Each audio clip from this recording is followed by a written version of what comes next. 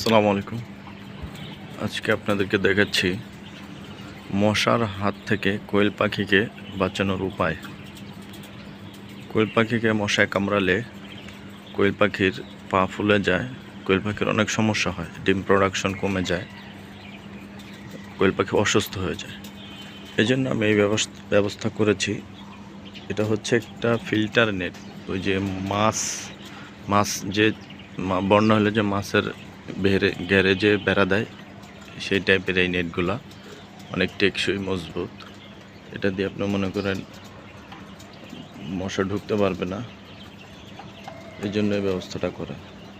এটা নিচে দিয়ে আমি ওই যে ইট দিয়ে রাখি, ঠিক আছে, নিচে দিয়ে ইটগুলো দিয়ে রাখি। আমি এখন ঢুকছি, এই জন্য ইটগুলো সরাই রাখছি। এই যে এদিক দিয়ে ইট দিয়ে রাখছি, হ্যাঁ, সম্পূর্ণ ইট দিয়ে রাখছি। আর এখানে হচ্ছে আপনার উপর দিয়ে এই টিনের বরাবর করে এখান দিয়ে আটকে রাখছি, কাঠের ভিতর দিয়ে আটকে রাখছি। দেখতে পাচ্ছেন যে আপনার এই যে দেখতে পাচ্ছেন এইখান দিয়ে টিনের ভিতর দিয়ে আটকে রাখছি, যে একটা মশাও যেন না ঢুকতে পারে ভিতরে। দেখতে পাচ্ছেন চতুর্দিকে আটকানো।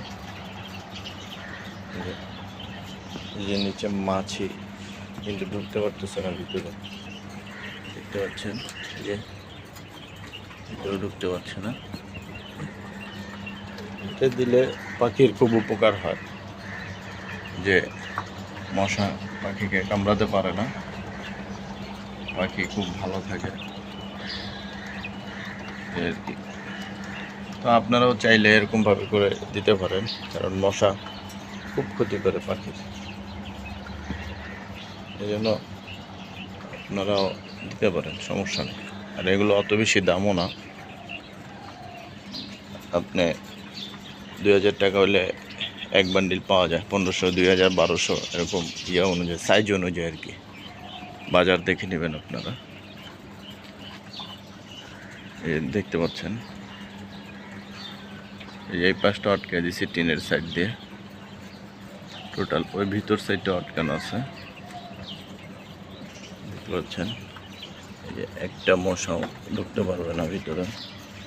আর আপনি যখন ভিতরে যাবেন তখন জাস্ট শুধু এটা এরকম জায়গায় ভিতরে চলে যাবে, দ্রুত চলে যাইতে হবে, নাহলে আপনার আবার মাছে ঢুকে যাবে ভিতরে। এই আর কি। ঠিক আছে, সবাই ভালো থাকবেন, দোয়া করবেন।